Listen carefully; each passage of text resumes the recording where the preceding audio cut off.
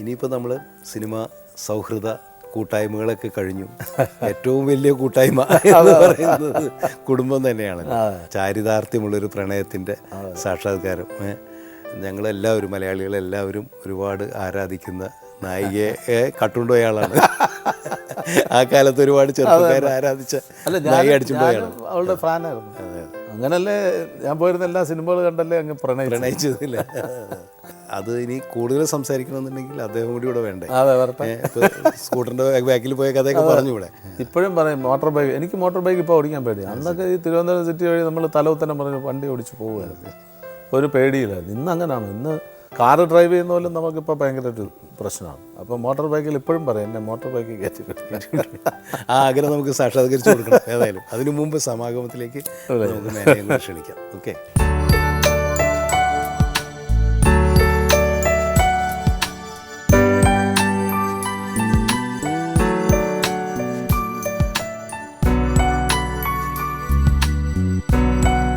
ഞങ്ങൾ കുറേ പരദൂഷണം പറഞ്ഞു.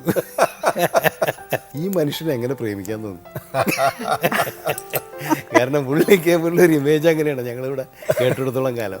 പക്ഷേ ഞാൻ പ്രേമിക്കുന്ന കാലത്തിൽ എല്ലാവരും പറഞ്ഞ അങ്ങനെയാണ്, നല്ല പയ്യനാണ് പക്ഷെ വേണ്ടായിരുന്നു അങ്ങനെ പറയായിരുന്നു.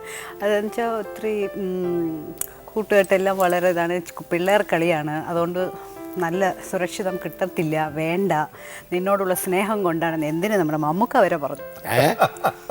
ആണോ? അതെനിക്ക് നല്ല ഓർമ്മയുണ്ട്. കൊച്ചെ, ഞാൻ ഒരു കാര്യം പറയാം. നിന്നെ എനിക്കറിയാം, അവനെ എനിക്കറിയാം. നിൻ്റെ രണ്ട് ടൈപ്പ് ഫാമിലിയാണ്. ഒരിക്കലും ചെല്ല് കെട്ടിയ രണ്ടാമത്തെ ദിവസം നിങ്ങൾ തമ്മിൽ തെറ്റും. എന്തിനാ വെറുതെ ഒരു ഇത് കേൾപ്പിക്കുന്നത്? വേണ്ട. ഞാൻ പറഞ്ഞു, ചക്ക ഓർത്തോ, നന്നായിട്ട് ജീവിച്ച് കാണിക്കും, ചാലഞ്ച് എന്ന് പറഞ്ഞു.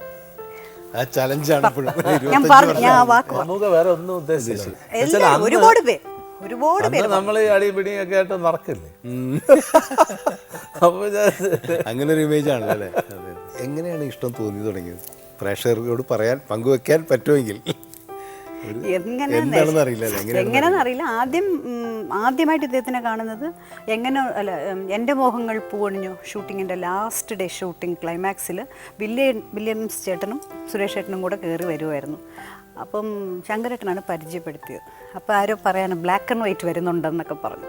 വില്യേട്ടനും സുരേഷ് ചേട്ടനെ കൂടെ വരുന്നത്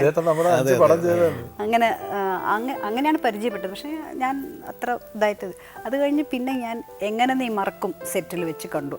അപ്പോഴാണ് ഈ പൂച്ചയ്ക്കൊരു മൂക്കുത്തിയുടെ ഡേറ്റ് കൊടുക്കാനും പറയും. അപ്പോൾ എപ്പോഴും ശങ്കരേട്ടനെ കാണാനായിട്ട് വരുമായിരുന്നു. അപ്പോൾ ദേവദാരു പൂത്തുപാട്ട് ഷൂട്ടിംഗ് നടക്കുമായിരുന്നു. അപ്പോൾ എന്തോ ഞാൻ മേക്കപ്പ് ചെയ്തുകൊണ്ടിരുന്നപ്പോൾ കണ്ണാടി നോക്കിയപ്പം ഇദ്ദേഹത്തിന് ഒന്നും കൂടെ കാണണം എന്ന് എനിക്ക് തോന്നി. ഇങ്ങനെ കണ്ണാടി ആംഗിളിങ്ങൊക്കെ ഇങ്ങനെയൊക്കെ നോക്കി ഷോർട്ടൊക്കെ ചെയ്ത് നോക്കിയപ്പോൾ എനിക്ക് ഇഷ്ടപ്പെട്ടെന്ന് തോന്നി. പക്ഷെ എന്താണെന്ന് എനിക്ക് അറിഞ്ഞുകൂടാ. അതാണ് നമ്മളിപ്പം അറിയാമല്ലോ, അതിനൊന്നും കണ്ണും മൂക്കൊന്നും ഇല്ലല്ലോ. പിന്നെ കണ്ടപ്പോൾ ഒരു പട്ടർ ലുക്ക് ഉണ്ടായിരുന്നു. അതാണ് ഞാൻ പറഞ്ഞത്, അതാണ് അറിയേണ്ടതായിരുന്നു. ഈവൻ തെറ്റിദ്ധരിച്ചെന്നല്ല ഉണ്ടായിരുന്നു. അപ്പോൾ എനിക്ക് ക്യാച്ച് ചെയ്യായിരുന്നു. ഈവൻ ഇപ്പം എൻ്റെ അനിയൻ്റെ കല്യാണത്തിന് ചെന്നപ്പോഴേക്കും നമുക്ക് കല്യാണത്തിന് ധാരവാർത്ത് കൊടുക്കുന്നതെന്ന് പറയാം. അതിനൊരു ഭാര്യ ഭർത്താവ് വേണം. അപ്പം ആരും എൻ്റെ വീട്ടിലില്ലാത്തപ്പം സുരേഷ് ചേട്ടനെ ഞങ്ങൾ പൂണൂലിടിപ്പിച്ചു. ഒരാഴ്ച പൂണൂലിട്ടിരുന്നു. പൂണൂൽ കല്യാണമായിട്ട് തന്നെ ചെയ്തു. എന്നിട്ട് പൂണൂലിടിപ്പിച്ചിട്ട് സുരേഷ് ചേട്ടനാണ് ഞാനുമാണ് നിന്ന് ആ കല്യാണം നടത്തിയത്. അപ്പം ഡോക്ടർ പത്മസുബ്രഹ്മണ്യം അവർ വന്നിട്ട് പറഞ്ഞു, കണ്ട ആരെങ്കിലും പട്ടറല്ല എന്ന് പറയുമോ എന്ന് പറഞ്ഞു. സുരേഷ് അപ്പടിയേ വെച്ചോ, ഇത് പൂണലെടുത്തു. നല്ലൊരു ബ്രാഹ്മണ. എപ്പോഴും ഒരു കാര്യം പറഞ്ഞില്ല, അന്ന് ഈ ബൈക്കിൽ കയറ്റി കൊണ്ടുപോയ കാര്യം. വീട്ടിൽ ചെന്നപ്പോൾ അത് എനിക്ക് ഭയങ്കര രസകരമായിട്ട് തോന്നി. വീട്ടിൽ കൊണ്ട് ചെന്നത്ര അപ്പോൾ അച്ഛൻ പറഞ്ഞു, മിക്കവാറും ഇവളെയും കൊണ്ട് കയറി വരും ഒരു ദിവസം എന്ന് അമ്മയോട് പറഞ്ഞു എന്ന് പറയും. അച്ഛൻ അത് അമ്മയോട് പറഞ്ഞതായിട്ട് അച്ഛനും എന്നോട് പറഞ്ഞു. അതിനേക്കാൾ അമ്മുമ്മ ഉണ്ടായിരുന്നു. അപ്പം സുരേഷ് ചേട്ടൻ്റെ അമ്മുമ്മ ഉണ്ടായിരുന്നു. ഞാൻ ഇറങ്ങി പോകുമ്പം അമ്മുമ്മ പോയിട്ട് വരാം എന്ന് പറഞ്ഞ് വെളിയിൽ ചെറിയ ഗേറ്റാണ്. ആ ഗേറ്റിൽ വന്നിട്ട് ആ കൊളുത്ത് അങ്ങനെ ഇട്ടിട്ട് പറഞ്ഞു, എന്നാരാ വരുന്നത് വീട്ടിലേക്ക് എന്ന് പറഞ്ഞു. അമ്മ ചോദിച്ചു. ഇതുവരെ അവതരിപ്പിച്ചിട്ട് പോലും ഇല്ല. എൻ്റെ മനസ്സിൽ പോലും നീ സ്ട്രോങ് ആയില്ലായിരുന്നു. അതിന് മുമ്പ് അമ്മമ്മ ഇത് ഇട്ടുകൊണ്ട് പറഞ്ഞു, എന്നാണ് അവ വരുന്നത് മോള് വീട്ടിൽ എന്ന് പറഞ്ഞു. എനിക്ക് ഭയങ്കര ഷോക്കായിരുന്നു. അവർ ഈ ചലനങ്ങൾ വെച്ച് അവർ മനസ്സിലാക്കുന്നത്. നിങ്ങളുടെ വീട്ടിൽ എതിർപ്പുണ്ടായിരുന്നില്ലേ? അവിടെ ഇല്ല, ഒരു എതിർപ്പില്ല.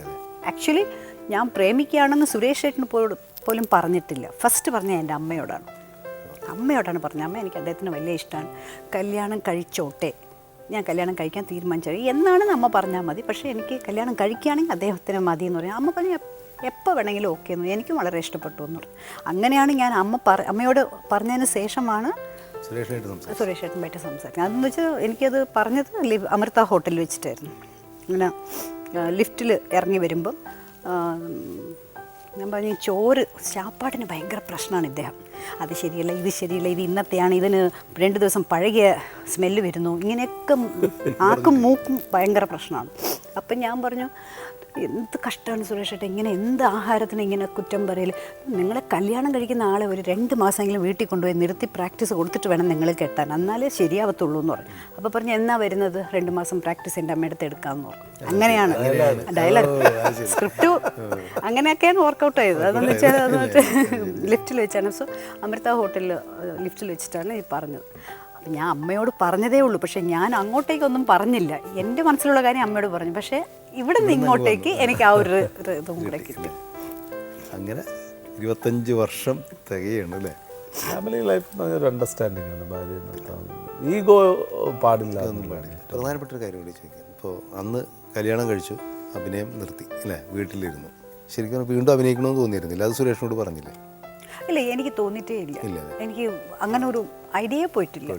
ഞാൻ നിർത്തി. അപ്പോൾ സുരേഷ് ഏട്ടൻ എന്നോട് പറയുന്നത്, നീ തീരുമാനിച്ചപ്പോൾ ഞാനിനി അഭിനയിക്കുന്ന പറഞ്ഞാൽ നിനക്ക് ഇഷ്ടപ്പെടുവോ, അതുകൊണ്ടാണ് ഞാൻ പറയാത്തത്. ഞാൻ പറഞ്ഞു നിങ്ങൾക്ക് ഇഷ്ടപ്പെടുവില്ലയോ എന്ന് വെച്ചാണ് ഞാനും പറയാത്തത്. ആ ഒരു കമ്മ്യൂണിക്കേഷൻ ഗ്യാപ്പ് ഉണ്ടായിരുന്നു. കമൽ എന്താണെന്ന് വെച്ചാൽ ഇപ്പം നമ്മൾ കല്യാണം കഴിച്ച് കുട്ടികളുണ്ടായി കഴിഞ്ഞാൽ നമ്മൾ സിനിമ അഭിനയിക്കാനോ അല്ലെങ്കിൽ അഭിനയിക്കാൻ പോയി കഴിഞ്ഞാൽ പിന്നെ പിള്ളേരെ നോക്കാനാണ്. അപ്പം പിള്ളേരെ നോക്കണമെന്നുണ്ടെങ്കിൽ നമ്മൾ ആ സമയത്ത് കാശുണ്ടാക്കാൻ നടന്നാൽ പിള്ളേരെ ആരും നോക്കും. അപ്പം നമ്മൾ ഒരു റെസ്പോൺസിബിൾ അച്ഛനും അമ്മയും എന്നുള്ള നിലയിൽ നമ്മൾ ആദ്യത്തെ പ്രയോറിറ്റി മക്കളുടെ കാര്യമാണ്.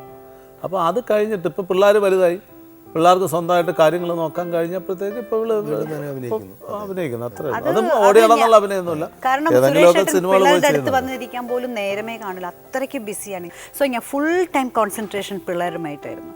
പിന്നെ പിള്ളേർ മാത്രമേ ഉണ്ടായിരുന്നു. പിന്നെ ഇങ്ങനെ തിരിച്ച് പോയിക്കൊണ്ടിരുന്നപ്പം ഞാൻ തിരിച്ച് അഭിനയിക്കണമെന്നും എനിക്ക് തോന്നിയിട്ടില്ല. ലോൺലിനെസ് തോന്നിയത് എപ്പോഴാണെന്ന് വെച്ചാൽ എൻ്റെ 2ാമത്തെ മോള് കീർത്തി വെളിയിൽ പോകാമെന്നും പറഞ്ഞ് ഇപ്പം അമ്മ എങ്ങോട്ടാണ് പുറപ്പെടുന്നതെന്ന് പറഞ്ഞു. അപ്പോൾ ഞാൻ പറഞ്ഞു ഇങ്ങനെ നിൻ്റെ കൂടെ വെളിയിലിറങ്ങാനാണെന്ന്. അപ്പോൾ അവൾ പറഞ്ഞു അമ്മ ഞാൻ എൻ്റെ ഒരു ചില ഫ്രണ്ട്സുകളുമായിട്ടൊക്കെ ഒന്ന് ഇതൊക്കെ പോവാണെങ്കിൽ ഞങ്ങൾ അവിടെയൊക്കെ കമൻ്റ് അടിച്ച് ആണുങ്ങളൊക്കെ കമൻ്റ് അടിക്കാനും പെണ്ണുങ്ങളൊക്കെ ഞങ്ങളൊരു ജോലിയായിട്ട് ഇരിക്കാൻ പോകണം. അപ്പോൾ അമ്മ അവിടെ വന്നാൽ ഞങ്ങൾക്ക് അതൊരു ബുദ്ധിമുട്ടാണെന്ന് പറഞ്ഞു. അപ്പോൾ സുരേഷ് പറഞ്ഞു അമ്മ എവിടെ പോകും, അമ്മയുടെ കൂടെ കൊണ്ടുപോകണം. അച്ഛാ അത് ശരിയാവില്ല, അമ്മ വന്നാൽ എല്ലാം അമ്മ എങ്ങനെ നോക്കുമ്പോൾ ഞങ്ങളുടെ അട്രാക്ഷൻ അങ്ങ് പോവും, ഞങ്ങളുടെ ഇതൊന്നും ശരിയാവത്തില്ല, അതുകൊണ്ട് എന്നും പറഞ്ഞ് എന്നെ ഒഴിവാക്കാൻ തുടങ്ങി. അത് അവരുടെ കുറ്റമല്ല, അവരുടെ പ്രായമാണ്. അത് ഞാൻ മനസ്സിലാക്കി. അപ്പോൾ സുരേഷ് ഏട്ടനും ബിസിയാണ്, അവളും ബിസിയാണ്. മൂത്ത മോള് ബിസി ആയപ്പോൾ എനിക്കൊന്നും തോന്നിയില്ല, കാരണം ഇവളെ കോൺസെൻട്രേറ്റ് ചെയ്തുകൊണ്ട് എനിക്ക് തോന്നി. പക്ഷേ ഇവളും കൂടെ അങ്ങ് ബിസി ആയപ്പോഴാണ് സുരേഷ് ഏട്ടൻ പറഞ്ഞ് നമുക്കൊരു കാര്യം ചെയ്യാം, ട്രിവാൻഡ്രത്ത് മാത്രമായിട്ടുള്ള എന്തെങ്കിലും സീരിയൽ അഭിനയിക്കുക, രാവിലെ പോവുക വൈകിട്ട് വരിക, മോള് ഇതാവുന്നത് വരെ, അത് അങ്ങനെയൊക്കെ പറഞ്ഞു. പിന്നെ സിനിമ ഒന്നും അപ്പോഴും പറഞ്ഞിട്ടില്ല. സിനിമ ഈ മോള് ചെന്നൈ പോയപ്പോഴാണ്, പഠിക്കാൻ പോയപ്പോഴാണ് സുരേഷ് ഏട്ടൻ പറഞ്ഞു ഇനി അത് ചെയ്തു.